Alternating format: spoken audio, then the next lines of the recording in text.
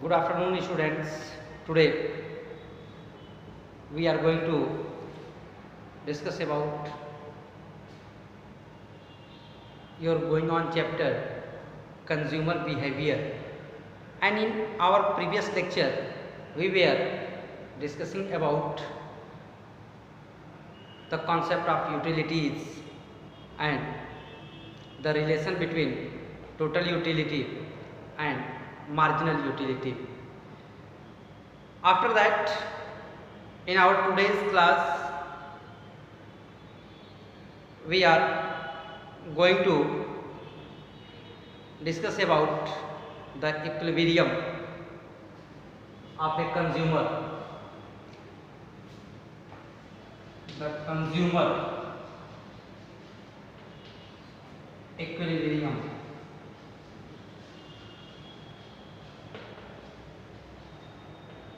First of all,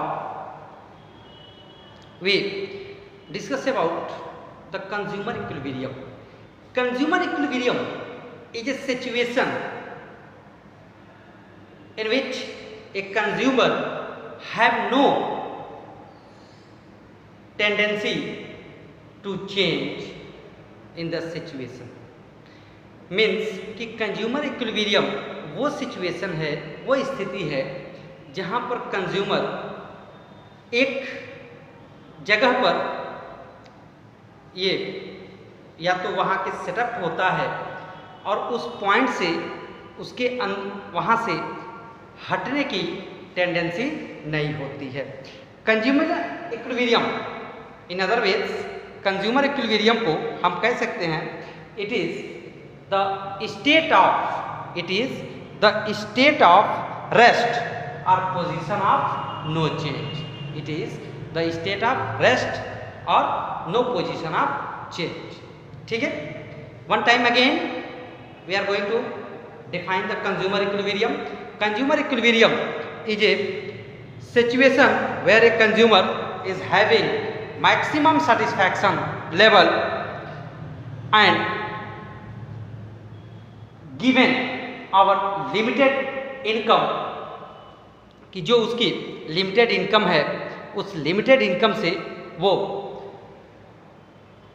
ऐसे situation में होता है कि जहाँ पर वो मैक्सिमम सेटिस्फैक्शन गेन करता है and he have no tendency to change our state और position of the existing expenditure, कि जो वो एक्सपेंडिचर कर रहा है किसी भी गुड्स, किसी भी कमोडिटी को परचेज करने में, तो वो एक ऐसे सिचुएशन में ऐसी जगह पे पहुंच जाता है कि जहां पर से उसे हटने की टेंडेंसी नहीं होता है और उस सिचुएशन में वो मैक्सिमम सेटिस्फैक्शन गेन कर रहा होता है। ऐसे सिचुएशंस को हम कहते हैं consumer equilibrium. Consumer equilibrium can be describe under to different situation, कि कंज्यूमर इक्विलिब्रियम को हम टू डिफरेंट सिचुएशन में डिस्क्राइब कर सकते हैं। यहां मैं लिख देता हूं, consumer equilibrium can be defined into two different situation, two different situation. And first is, in case of single commodity, consumer spent his entire income in a single commodity. तो इसको शॉर्ट में हम लिख देते हैं कि in case of single commodity, case of single commodity, and second, in case of two or more than two commodity. लेकिन आपके सिलेबस में केवल टू कमोडिटीज के बारे में ही हम यहाँ डिस्कशन करेंगे, वन कमोडिटी के बारे में और टू कमोडिटी के बारे में। मोर देन टू कमोडिटीज के बारे में हम डिस्कशन नहीं करेंगे। Then second is in case of two commodity, clear? आई देखते हैं कि consumer equilibrium in case of single commodity के केस में कंज्यूमर का इक्विलिब्रियम कहाँ होगा, कैसे होगा और किस तरह से होगा। The law of diminishing marginal utility can be use to explain the consumer equilibrium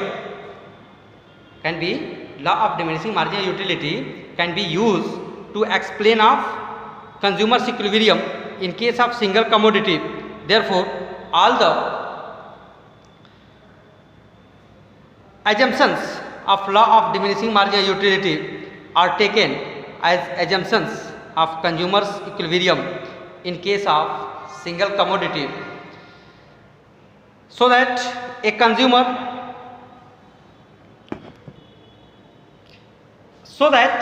consumer purchasing a single commodity will be at equilibrium when he buying such a quantity of that commodity which give him maximum satisfaction and the number of units to be consumed of the given commodity by a consumer spent on two factors. First is means, कहने का मतलब ये है कि कोई भी consumer जब single commodities use करता है तो इन case of consumption of single commodity he spent his entire income on that commodity which is consumed by the consumer. Means कि अगर कोई कमोडिटी एक्स है, सपोज कोई कमोडिटी एक्स है और इस एक्स कमोडिटी पे वो अपनी वाई इनकम एक्सपेंड करता है, तो इस वाई इनकम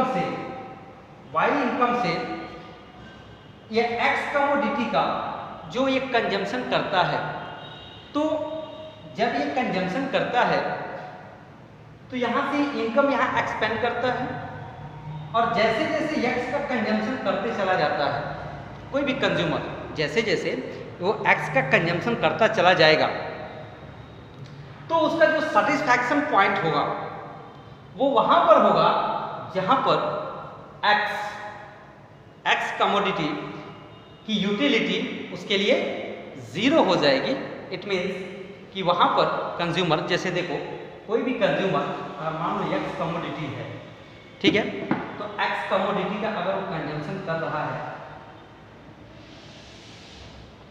तो ये एक्स कमोडिटी की अगर ये मार्जिनल यूटिलिटी है MU ऑफ एक्स, ठीक है, तो अगर ये मार्जिनल यूटिलिटी है तो यहाँ पर उसकी मार्जिनल यूटिलिटी जीरो हो जाती है। इट मीन्स कि यहाँ से पहले अगर वो उस एक्स की कमोडिटी का कंजम्पशन करता है, यूज करता है, इट मीन्स ही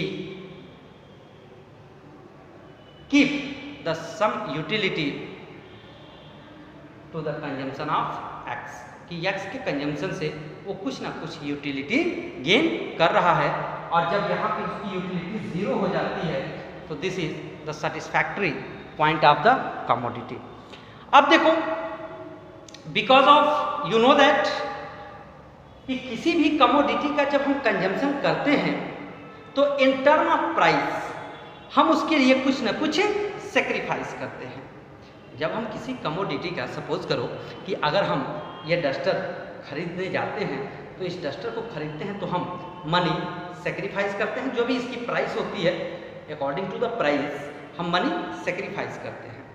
तो मनी सेक्रीफाइस करते हैं तो यहाँ पर जो मनी की मार्जिनल यूटिलिटी है, तो जैसे हमसे मनी दूर चली जाएगी तो इसकी मार्जिन, हमारे पास जो यूटिलिटी है मनी की वो कम होती चली जाएगी और जो कमोडिटी हम यूज़ कर रहे हैं, जो गुड्स एंड कमोडिटी यूज़ कर रहे हैं, उस गुड्स और कमोडिटी के जैसे जैसे हम कंजम्पशन करते चले जाएंगे उसकी मार्जिनल यूटिलिटी गिरती चली जाएगी, ठीक है।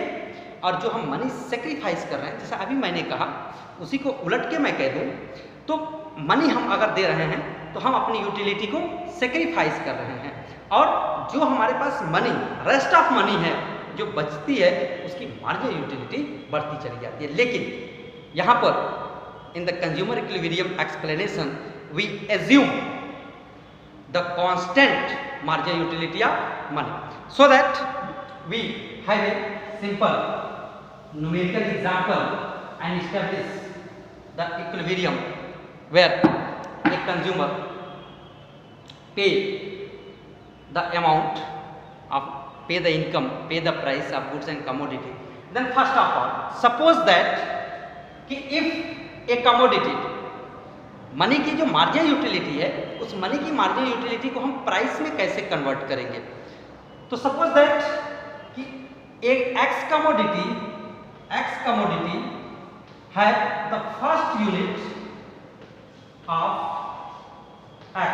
X commodity first unit of X, the marginal utility is equal to 10 and price of X is equal to rupee 5 and 1 rupee is equal to 1 utils 1 rupees 1 utils के बराबर है।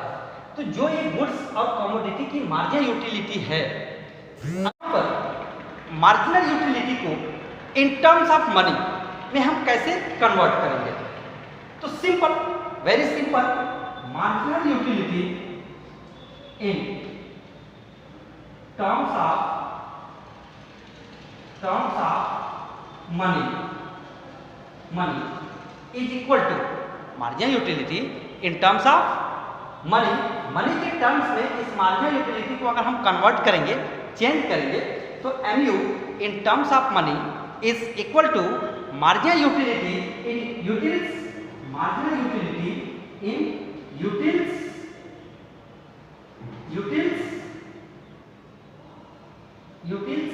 upon marginal utility of 1 rupees upon marginal utility of 1 rupee कि 1 रुपए की 1 rupees की जो marginal utility है आराम से, तो 1 रुपीज 1 यूटिल्स के बराबर है और प्राइस है उसकी 5 रुपीज। तो इन टर्म्स ऑफ मनी क्या हो जाएगा, MU 10 और 1 रुपी 1 यूटिल्स के बराबर है और प्राइस है 5। तो 1 रुपीज की जो मार्जिनल यूटिलिटी है वो and rupee 1 utils upon 5 is equal to MU in terms of money is equal to 2. Clear?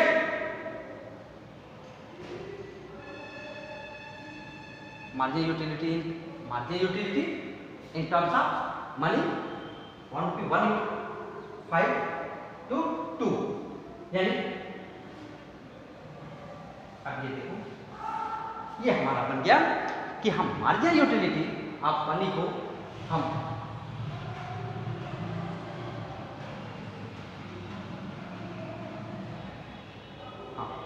ठीक है, ओके बेटा।